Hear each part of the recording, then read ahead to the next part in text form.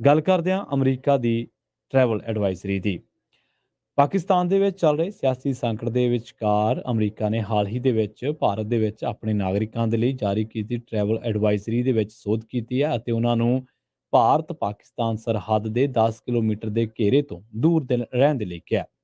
ਇਸ ਦੇ ਪਿੱਛੇ ਭਾਰਤ ਅਤੇ ਪਾਕਿਸਤਾਨ ਦੇ ਵਿਚਾਲੇ ਫੌਜੀ ਟਕਰਾਅ ਦੀ ਸੰਭਾਵਨਾ ਜਤਾਈ ਗਈ ਹੈ। ਅਮਰੀਕੀ ਵਿਦੇਸ਼ ਵਿਭਾਗ ਨੇ ਇੱਕ ਨਵੀਂ ਐਡਵਾਈਜ਼ਰੀ ਜਾਰੀ ਕਰਦਿਆਂ ਕਿਹਾ ਹੈ ਕਿ ਅਪਰਾਧ ਅਤੇ ਅੱਤਵਾਦ ਦੇ ਕਰਕੇ ਭਾਰਤ ਨੂੰ ਲੈ ਕੇ ਚੌਕਸੀ ਵਧਾ ਦਿੱਤੀ ਗਈ ਹੈ।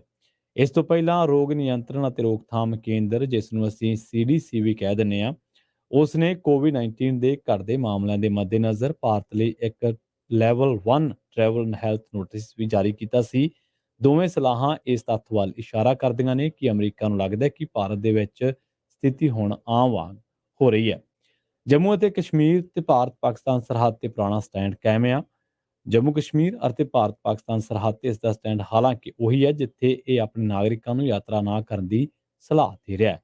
ਐਡਵਾਈਜ਼ਰੀ ਦੇ ਵਿੱਚ ਸਾਫ਼ ਕਿਹਾ ਗਿਆ ਹੈ ਕਿ ਕੇਂਦਰ ਸ਼ਾਸਿਤ ਪ੍ਰਦੇਸ਼ ਜੰਮੂ ਕਸ਼ਮੀਰ ਦੇ ਵਿੱਚ ਅੱਤਵਾਦੀ ਹਮਲਿਆਂ ਅਤੇ ਹਿੰਸਕ ਨਾਗਰਿਕ ਪ੍ਰਦਰਸ਼ਨਾਂ ਦੀ ਸੰਭਾਵਨਾ ਹੈ। ਇਸ ਦੇ ਕਰਕੇ ਕੇਂਦਰ ਸ਼ਾਸਿਤ ਪ੍ਰਦੇਸ਼ ਪੂਰਬੀ ਲੱਦਾਖ ਇਲਾਕਾ ਅਤੇ ਇਸ ਦੀ ਰਾਜਧਾਨੀ ਲੇਹ ਨੂੰ ਛੱਡ ਕੇ ਦੂਜੇ ਇਲਾਕਿਆਂ ਦੀ ਯਾਤਰਾ ਕਰਨ ਤੋਂ ਗੁਰੇਜ਼ ਕੀਤਾ ਜਾਣਾ ਚਾਹੀਦਾ ਹੈ। ਵਿਦੇਸ਼ ਮੰਤਰਾਲੇ ਨੇ ਕਿਹਾ ਹੈ ਕਿ ਛਿਟਪੁਟ ਹਿੰਸਾ, ਖਾਸ ਤੌਰ ਤੇ ਭਾਰਤ ਪਾਕਿਸਤਾਨ ਕੰਟਰੋਲ ਰੇਖਾ ਐਲਓਸੀ ਅਤੇ ਕਸ਼ਮੀਰ ਘਾਟੀ, ਸ਼੍ਰੀਨਗਰ, ਗੁਲਮਰਗ ਅਤੇ ਪਹਿਲਗਾਮ ਦੇ ਸੈਰ ਸਪਾਟਾ ਸਥਾਨਾਂ ਤੇ ਹੁੰਦੀ ਹੈ। ਭਾਰਤ ਸਰਕਾਰ ਵਿਦੇਸ਼ੀ ਸੈਲਾਨੀਆਂ ਨੂੰ ਕੰਟਰੋਲ ਰੇਖਾ ਦੇ ਨੇੜੇ ਦੇ ਕੁਝ ਇਲਾਕਿਆਂ ਦੇ ਵਿੱਚ ਜਾਣ ਤੋਂ ਵੀ ਰੋਕਦੀ ਹੈ। ਮੰਤਰਾਲੇ ਨੇ ਵੀ ਕਿਹਾ ਕਿ ਭਾਰਤ ਅਤੇ ਪਾਕਿਸਤਾਨ ਦੀ ਸਰਹੱਦ ਦੇ ਦੋਵੇਂ ਪਾਸੇ ਵੱਡੀ ਗਿਣਤੀ ਦੇ ਵਿੱਚ ਫੌਜੀ ਤੈਨਾਤ ਕੀਤੇ ਗਏ ਨੇ। ਜਿਹੜੇ ਲੋਕ ਭਾਰਤ ਜਾਂ ਪਾਕਿਸਤਾਨ ਦੇ ਨਾਗਰਿਕ ਨਹੀਂ, ਉਹ ਸਿਰਫ ਸਰਹੱਦ ਦੇ ਨੇੜੇ ਭਾਰਤ ਦੇ ਅਟਾਰੀ ਅਤੇ ਪਾਕਿਸਤਾਨ ਦੇ ਵਿੱਚ ਵਾਹਗਾ ਜਾ ਸਕਦੇ ਨੇ। ਵਧਦੇ ਹਾਂ ਅਗਲੀ ਖਬਰ ਦੇ ਵੱਲ। ਗੱਲ ਕਰਾਂਗੇ ਰੂਸ ਦੀ। ਭਾਰਤ ਦੌਰੇ ਤੇ ਆਏ ਰੂਸ ਦੇ ਵਿਦੇਸ਼ ਮੰਤਰੀ ਸਰਗੇਈ ਲਾਵਰੋ ਨੇ ਕਿਹਾ ਹੈ ਕਿ ਉਹ ਯਾਨੀ ਕਿ ਅਮਰੀਕਾ ਦੂਜਿਆਂ ਨੂੰ ਆਪਣੀ ਕੂਟਨੀਤੀ ਦਾ ਪਾਲਣ ਕਰਨ ਦੇ ਲਈ ਮਜਬੂਰ ਕਰ ਰਹੇ ਨੇ, ਪਰ ਉਹ ਕਹਿੰਦੇ ਨੇ ਕਿ ਮੇਰਾ ਮੰਨਣਾ ਹੈ ਕਿ ਇਸ ਦਬਾਅ ਦੇ ਨਾਲ ਭਾਰਤ ਅਤੇ ਰੂਸ ਦੀ ਸਾਂਝੇਦਾਰੀ ਤੇ ਕੋਈ ਅਸਰ ਨਹੀਂ ਪਵੇਗਾ। ਉਹ ਕਹਿੰਦੇ ਨੇ ਕਿ ਭਾਰਤ ਦੀ ਵਿਦੇਸ਼ ਨੀਤੀ ਰਾਸ਼ਟਰੀ ਹਿੱਤਾਂ ਤੇ ਆਧਾਰਿਤ ਹੈ। ਇਹ ਚੰਗੇ ਅਤੇ ਵਫਾਦਾਰ ਦੋਸਤ ਬਣਾਉਂਦਾ ਹੈ। ਰੂਸ ਅਤੇ ਭਾਰਤ ਦੇ ਬਹੁਤ ਚੰਗੇ ਸਬੰਧ ਨੇ। ਭਾਰਤ ਸਾਡੇ ਤੋਂ ਜੋ ਵੀ ਖਰੀਦਣਾ ਚਾਹੁੰਦਾ ਹੈ, ਉਹਨਾਂ ਨੇ ਕਿਹਾ ਕਿ ਅਸੀਂ ਸਪਲਾਈ ਕਰਨ ਦੇ ਲਈ ਤਿਆਰ ਹਾਂ। ਅਜਿਹੇ ਸਮੇਂ ਦੇ ਵਿੱਚ ਜਦੋਂ ਦੁਨੀਆ ਭਰ ਦੇ ਵਿੱਚ ਤੇਲ ਦੀਆਂ ਕੀਮਤਾਂ ਨੇ ਦੇਸ਼ਾਂ ਨੂੰ ਬੁਰੀ ਤਰ੍ਹਾਂ ਦੇ ਨਾਲ ਪ੍ਰਭਾਵਿਤ ਕੀਤਾ ਹੈ, ਰੂਸ ਦੇ ਵਿਦੇਸ਼ ਮੰਤਰੀ ਦਾ ਇਹ ਐਲਾਨ ਬਹੁਤ ਮਹੱਤਵਪੂਰਨ ਹੈ। ਰੂਸ ਦੇ ਵਿਦੇਸ਼ ਮੰਤਰੀ ਸਰਗੇਈ ਲਾਵਰੋਵ ਨੇ ਅਸਿੱਧੇ ਤੌਰ ਤੇ ਅਮਰੀਕਾ ਤੇ ਪਲਟਵਾਰ ਕੀਤਾ ਅਤੇ ਕਿਹਾ ਕਿ ਭਾਰਤ ਨੂੰ ਅਜਿਹੇ ਸਿਸਟਮ ਤੇ ਵਿਸ਼ਵਾਸ ਨਹੀਂ ਕਰਨਾ ਚਾਹੀਦਾ ਜਿਸ ਦੇ ਨੇਤਾ ਰਾਤੋਂ ਰਾਤ ਤੁਹਾਡਾ ਪੈਸਾ ਚੋਰੀ ਕਰ ਲੈਂਦੇ ਨੇ। ਉਹਨਾਂ ਨੇ ਕਿਹਾ ਕਿ ਮਾਸਕੋ ਅਤੇ ਕੀਵ ਦੇ ਵਿਚਾਲੇ ਭਾਰਤ ਦੇ ਵਿਚੋਲੇ ਬਣਨ ਦੀਆਂ ਸੰਭਾਵਨਾਵਾਂ ਤੇ ਉਹਨਾਂ ਕਿਹਾ ਕਿ ਭਾਰਤ ਇੱਕ ਮਹੱਤਵਪੂਰਨ ਦੇਸ਼ ਹੈ, ਉਹ ਅਜਿਹਾ ਕਰ ਸਕਦਾ ਹੈ। ਯੂਕਰੇਨ ਸੰਕਟ ਦੇ ਦੌਰਾਨ ਭਾਰਤ ਨੂੰ ਤੇਲ ਸਪਲਾਈ ਅਤੇ ਭੁਗਤਾਨ ਬਾਰੇ ਪੁੱਛੇ ਜਾਣ ਤੇ ਰੂਸੀ ਵਿਦੇਸ਼ ਮੰਤਰੀ ਨੇ ਕਿਹਾ ਕਿ ਜੇਕਰ ਭਾਰਤ ਸਾਡੇ ਤੋਂ ਕੁਝ ਵੀ ਖਰੀਦਣਾ ਚਾਹੁੰਦਾ ਤਾਂ ਅਸੀਂ ਗੱਲਬਾਤ ਕਰਨ ਦੇ ਲਈ ਅਤੇ ਸਵੀਕਾਰਯੋਗ ਸਹਿਯੋਗ ਤੱਕ ਪਹੁੰਚਣ ਦੇ ਲਈ ਤਿਆਰ ਹਾਂ।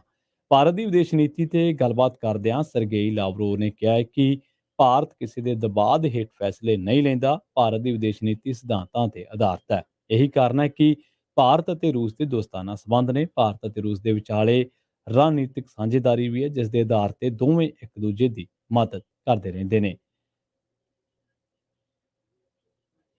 ਰੁੱਖ ਕਰਾਂਗੇ ਕੌਮੀ ਖਬਰਾਂ ਦਾ। ਗੱਲ ਕਰਾਂਗੇ ਦਿੱਲੀ ਦੀ। ਐਨਆਈਏ ਨੂੰ ਭਾਰਤ ਦੇ ਪ੍ਰਧਾਨ ਮੰਤਰੀ ਨਰਿੰਦਰ ਮੋਦੀ ਨੂੰ ਜਾਨੋਂ ਮਾਰਨ ਦੀ ਧਮਕੀ ਵਾਲੀ ਈਮੇਲ ਮਿਲਣ ਤੋਂ ਬਾਅਦ ਸੁਰੱਖਿਆ ਏਜੰਸੀਆਂ ਹਰਕਤ ਦੇ ਵਿੱਚ ਆ ਗਈਆਂ ਨੇ। ਈਮੇਲ ਕਰਨ ਵਾਲੇ ਨੇ ਕਿਹਾ ਕਿ ਉਹ ਖੁਦਕੁਸ਼ੀ ਕਰਨ ਜਾ ਰਿਹਾ ਤਾਂ ਜੋ ਇਸ ਸਾਜ਼ਿਸ਼ ਦਾ ਪਰਦਾਫਾਸ਼ ਨਾ ਹੋ ਸਕੇ। ਰਿਪੋਰਟਾਂ ਦੇ ਮੁਤਾਬਕ ਇਸ ਕੰਮ ਦੇ ਲਈ ਘੱਟੋ ਘੱਟ 20 ਸਲੀਪਰ ਸੈੱਲਾਂ ਨੂੰ ਸਰਗਰਮ ਕੀਤਾ ਗਿਆ ਹੈ। ਇਹਨਾਂ ਸਲੀਪਰ ਸੈੱਲਾਂ ਦੇ ਕੋਲ 20 ਕਿਲੋ ਆਰਡੀਐਕਸ ਵੀ ਹੈ। ਈਮੇਲ ਇਹ ਗੱਲ ਦੀ ਸ਼ਾਦੀ ਭਰਦੀ ਹੈ ਕਿ ਕਤਲ ਦੀ ਸਕੀਮ ਤਿਆਰ ਹੋ ਚੁੱਕੀ ਹੈ ਤੇ ਲਾਗੂ ਹੋਣ ਦੀ ਉਡੀਕ ਕੀਤੀ ਜਾ ਰਹੀ ਹੈ। ਦੱਸਿਆ ਜਾ ਰਿਹਾ ਹੈ ਕਿ ਇਸ ਸਕੀਮ ਦੇ ਨਾਲ ਕਈ ਅੱਤਵਾਦੀ ਜਥੇਬੰਦੀਆਂ ਵੀ ਜੁੜੀਆਂ ਹੋਈਆਂ ਨੇ। ਐਨਆਈਏ ਦੀ ਮੁੰਬਈ ਸ਼ਾਖਾ, ਜਿਸ ਨੂੰ ਇਹ ਈਮੇਲ ਮਿਲੀ ਹੈ, ਉਸਨੇ ਕਿਹਾ ਹੈ ਕਿ ਉਸਨੇ ਕਈ ਹੋਰ ਏਜੰਸੀਆਂ ਦੇ ਨਾਲ ਇਹ ਈਮੇਲ ਸਾਂਝੀ ਕਰ ਲਈ ਹੈ। ਸਾਈਬਰ ਸੁਰੱਖਿਆ ਏਜੰਸੀ ਹੁਣ ਉਸ ਆਈਪੀ ਪਤੇ ਦੀ ਪਛਾਣ ਕਰਨ ਦੀ ਕੋਸ਼ਿਸ਼ ਕਰ ਰਹੀ ਹੈ ਜਿਸ ਤੋਂ ਇਹ ਈਮੇਲ ਭੇਜੀ ਗਈ ਹੈ।